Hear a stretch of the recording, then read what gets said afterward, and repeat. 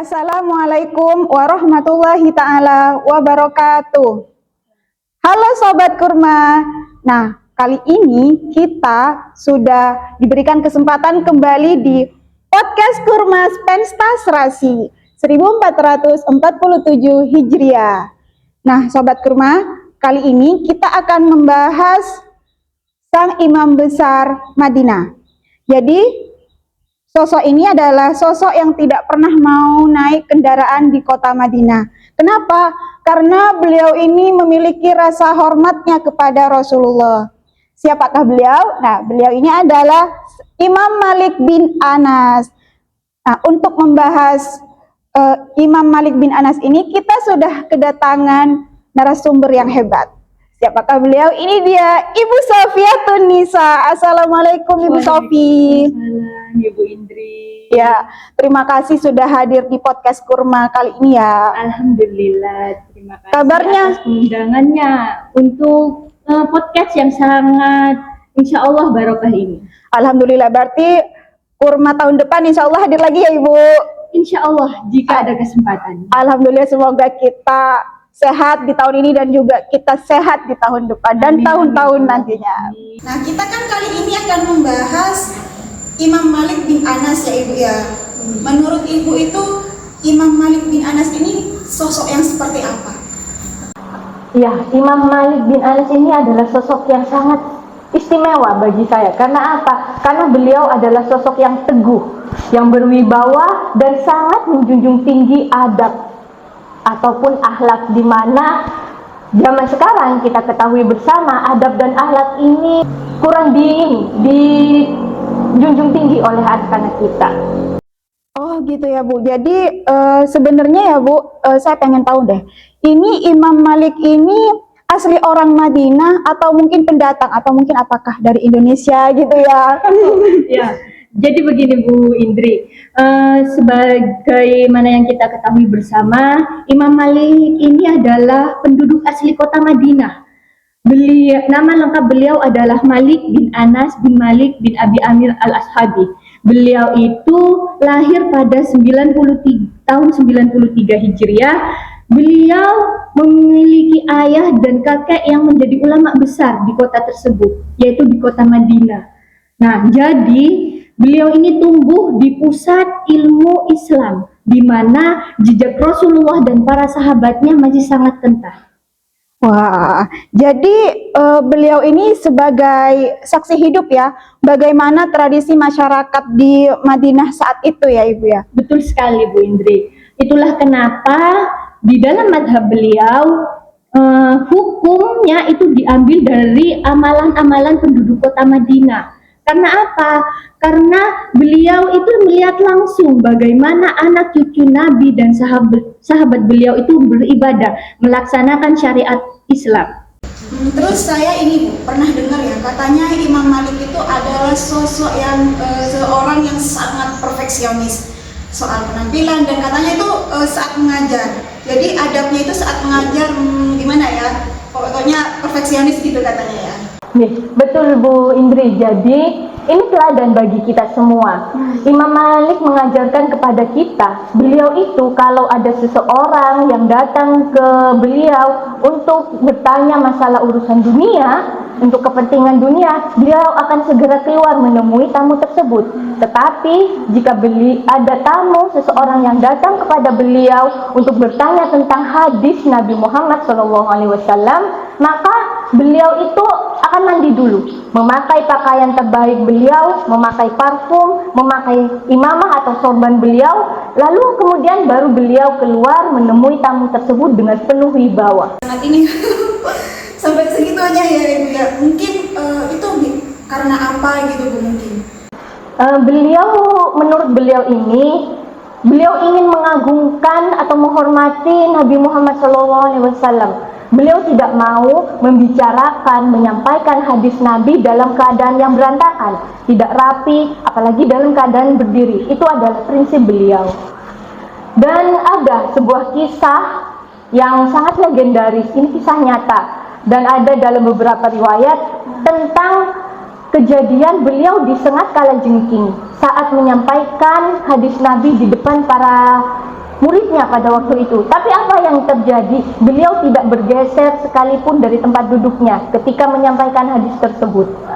Meskipun gigitannya itu bukan hanya satu kali, beberapa kali. Dari dalam riwayat ada yang menyebutkan sampai 16 kali gigitan. Kalajengking itu menggigit, tapi beliau tidak menggeser ataupun berhenti dalam menyampaikan hadis tersebut. Beliau melanjutkan, beliau menahan rasa sakit tersebut.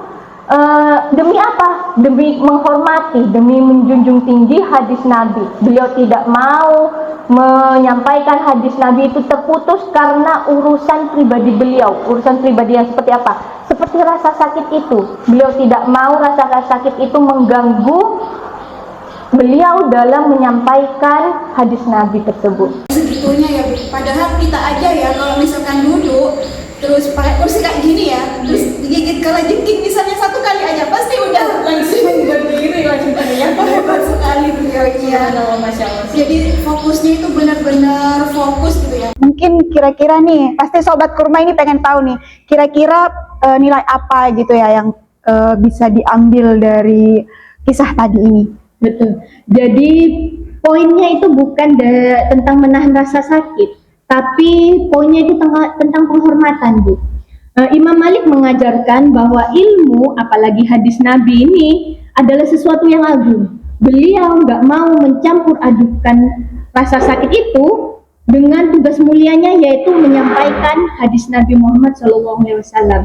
Jadi ini pelajaran buat kita semua, buat generasi Z ini, bahwa sekarang banyak orang yang menyerah, yang putus asa ketika menghadapi hambatan-hambatan yang kecil. Kita harus belajar dari Imam Malik ini untuk mengagungkan sesuatu ilmu itu harus kita teguh, harus kuat mental dalam menghadapi berbagai macam hambatannya.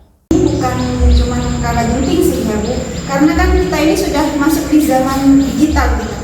Ya, jadi mungkin di sini itu kita sekarang menghadapi yang namanya distraksi digital mungkin ya. Jadi mungkin gimana sih Bu tips dari Imam Malik ini buat lawan sematan distraksi ini kalau di zaman ini sekarang? Betul, kalau dulu Imam Malik mengalami distraksinya karena digigit kalajengking ya. Kalau kita, anak-anak kita, murid kita itu mungkin distraksinya distraksi digital, yaitu HP. Nah, ada tips buat kita semua, yaitu buatlah batasan. Kalau Imam Malik bisa diam, bisa menahan rasa sakit ketika digigit kalajengking untuk menyampaikan hadis Nabi, untuk belajar. Nah, kita harus bisa diam. Saat apa? Saat belajar. Diam yang bagaimana? Kita harus tidak boleh main HP ketika ada guru yang menyampaikan pembelajaran. Kita tidak boleh bercanda ataupun bergurau dengan teman sebangku kita saat pembelajaran. Itu adalah hal yang bisa kita pelajari dari kisah Imam Malik ini, dari kisah Imam Malik yang digigit kalajengking ini demi untuk keseriusan dalam mencari ilmu. Nah, kalau tadi kan bicara tentang kisahnya ya Ibu. Nah, saya itu pernah dengar gitu ya, katanya ini beliau ini sosok Imam Malik ini itu terkenalnya itu sangat jujur. Karena pada zaman sekarang ini ada istilah nih, fake it till you make it katanya ya. Betul.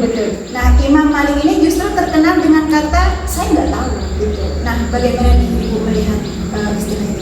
Oke. Jadi ini poin yang sangat mahal untuk kita pelajari bersama. Sekarang Gen Z, anak-anak sekarang itu sangat cemas kalau dianggap tidak tahu tentang update berita terbaru. Dianggap dia tidak bisa menjawab komentar-komentar di media sosial mungkin ya. Nah, tapi Imam Malik ini mengajarkan kualitas itu lebih penting daripada kuantitas. Beliau, Imam Malik ini hafal 100.000 hadis, tetapi dalam menyampaikan fatwa, dalam menyampaikan hadis, beliau sangat hati-hati.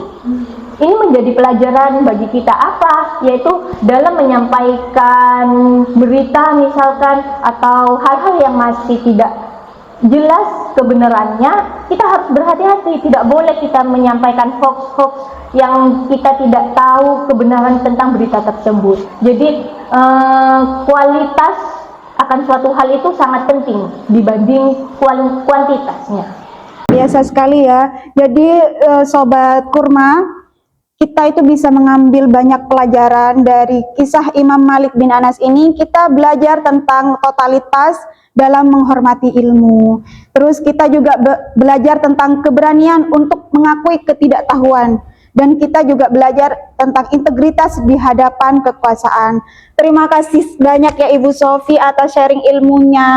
Alhamdulillah, sama-sama. Semoga kita bisa meneladani akhlak dan keteguhan prinsip dari Imam Malik ini. Ya. Terima kasih Sobat Kurma Penstasiasi. Jadi kita sudah membahas kali ini tentang Imam Malik bin Anas. Semoga dengan sharing ilmu dari Ibu Sofi kali ini kita bisa mengamalkannya dalam kehidupan sehari-hari. Amin, amin. Jadi kita bisa mulai menghargai proses dan berani jujur kepada diri kita sendiri. Jadi saya di sini sebagai host pamit undur diri. Wassalamualaikum warahmatullahi taala wabarakatuh.